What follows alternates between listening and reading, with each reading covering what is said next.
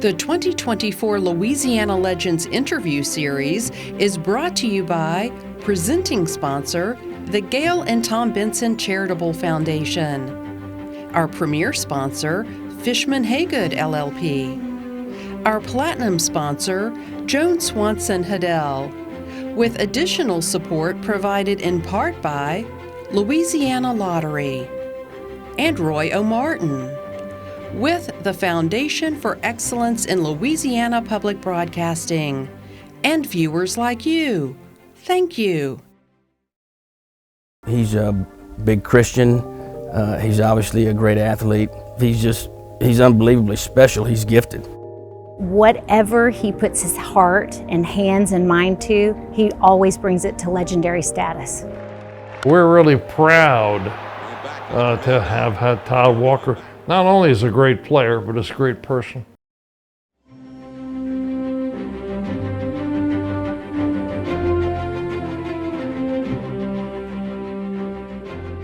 Happy to be sitting here with 2024 legend Todd Walker. Thank you for welcoming us to your home here in Shreveport. I know, I'm sure they described you as this as a high school student. I didn't get to know you until I covered your days at LSU. You were always described as being so naturally gifted, but you also had a very good work ethic. After practice and all the extra time, where did you get that from? Well, the funny thing is back then you weren't able to advertise how much you were working. Now you can throw it on Instagram that, hey, it's 4 in the morning, I'm still in the cage right here, you know? But back then nobody knew. And so for me, I loved it. That was the main thing. So I loved hitting, whether it was in the cage or in an actual game.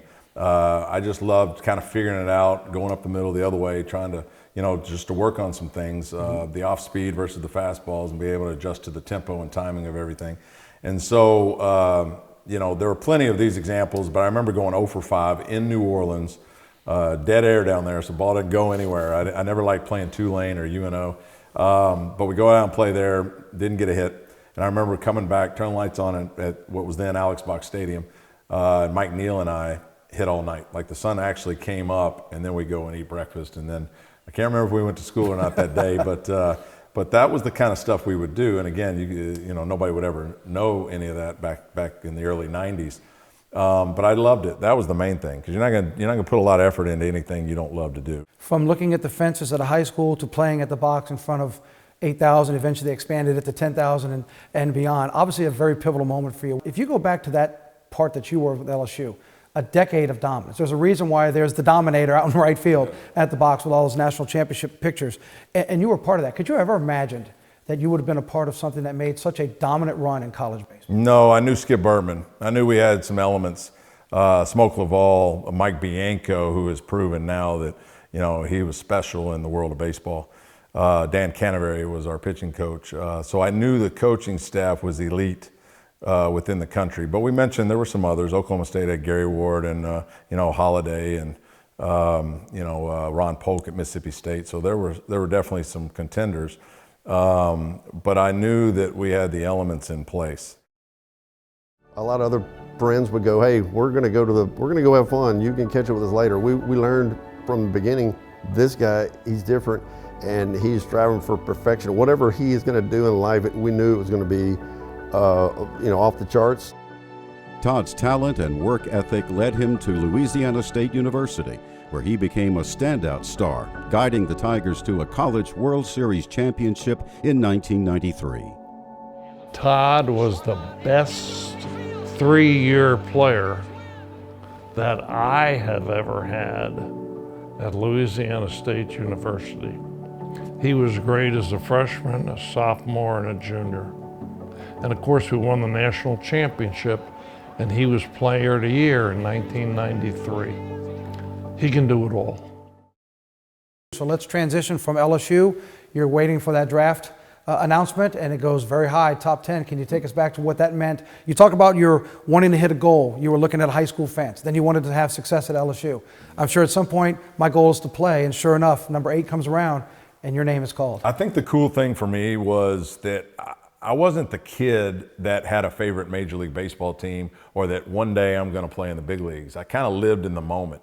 And I think if you ever talk to anybody that tells you about how you're going to play the best you can play, is not to look ahead, but to be right in the moment and on that day and do what you can to get 1% better.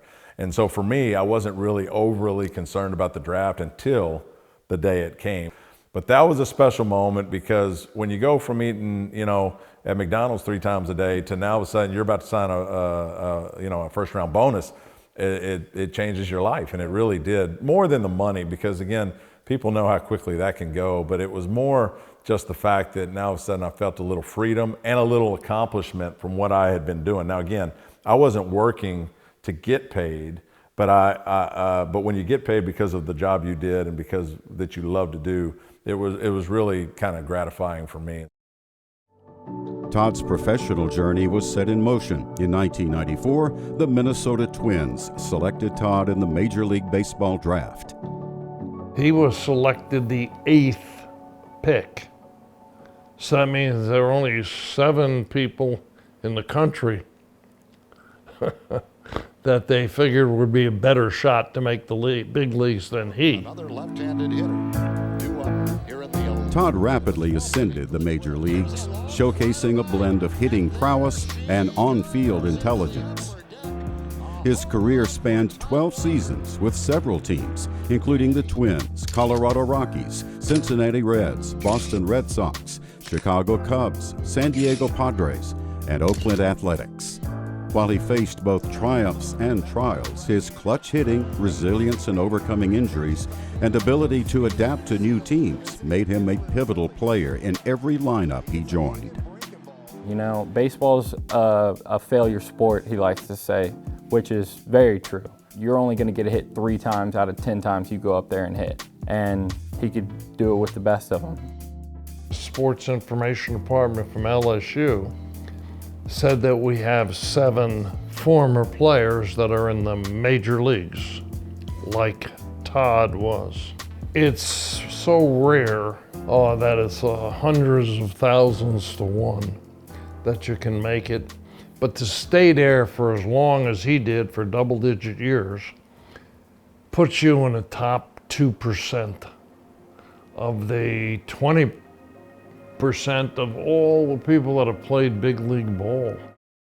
You've talked about coaches, you've talked about players.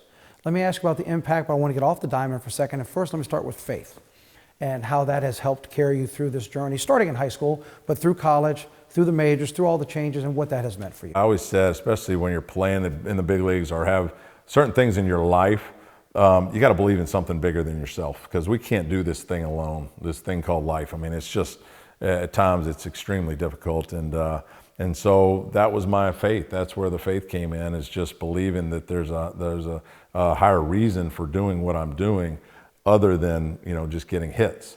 And I truly, truly believe that. And there were the team functions that kind of played a part in that as well. So like my sophomore year, when we ended up winning the national championship, we were number 1 to start the year, preseason number 1, and we finished number 1. So we basically went wire to wire. I don't know if we held on to that one the whole year, but we'd have a chapel service and every kid would be there. Every player on our team was there. Not because they were forced, but because of the unity and kind of the belief system and everything else that goes with believing in something bigger than yourself. And so that's what we did. Now, God doesn't promise you're going to win national championships, and He doesn't promise you're going to hit 400 or anything like that. But you got to believe, and you got to believe that there's an ultimate goal. And within that, I would go in and I'd be like, give me the power to face Roger Clemens, or because I don't feel like I'm capable of doing any of this. And because of the prayer life that I have and the belief system, it made me believe just a little bit that I could compete at that level. I was fortunate enough to hear some of the meetings that you would have with Skip Urban on the field before the game and after the game. And I remember he would always tell you all, as he would close it out, you represent your maker, you represent your school, but in between there, he would talk about family. And that's the other one I want to ask you about. What did the family mean to you during this journey? Well, it was special. I remember there were plenty of nights on the road where if I made an error or struck out in a key spot in the game, I had a hard time sleeping, and then you'd pop up early and you need that sleep and you need that stuff, but I wasn't getting it because I felt like in my own life I was a perfectionist, and so I had to, and it's probably the worst thing to be if you're a baseball player, because you got to let things go, and I had a hard time doing that. Now, it made me better in some aspects, but other aspects I just struggled. So it was nice to have a home life and a family life that you could get away. Katie and Riley and Jackson and Presley and Shea were a big cornerstone for my life for the times that I played in the big leagues, and the reason why I had enough sanity to go back and get after it the next day. Last question for you. The Todd Walker with a national championship and 12 years in the majors is talking to the Todd Walker with his hands on the fence at Airline, looking over, thinking one day I'm going to play varsity. What would you tell him? It's all going to be okay. I mean, you have so much anxiety and so much, your goals and your dreams and everything. I remember just thinking, what if I don't make it? What if this happens or that? And you have all these doubts in your head and worries. And I still don't feel like I've conquered that, but God tells you, don't worry. But I do know that if you don't strike out, you have a chance, and put the ball in play. And that hasn't changed. And so for me, it's just, I've been very blessed, and it's been a special, special deal for me. Well, it was an honor for me personally to cover your career. It's been a while since I've seen you. Congratulations on being an LPB legend in Louisiana, and I appreciate your time. Thanks for bringing Yes, the LPB legend thing was really, really cool. I mean, that was special, especially the people we were with, Sam Nader, Wendell Pierce, and the guys that I was around. I mean, then you start to realize, wow, this is pretty cool. And so to be honored by your home state, and this is why I've stayed here, because I love the state of Louisiana, it was really, really, really cool. Thanks, Todd. All Appreciate right. it. It's good to see All you. right.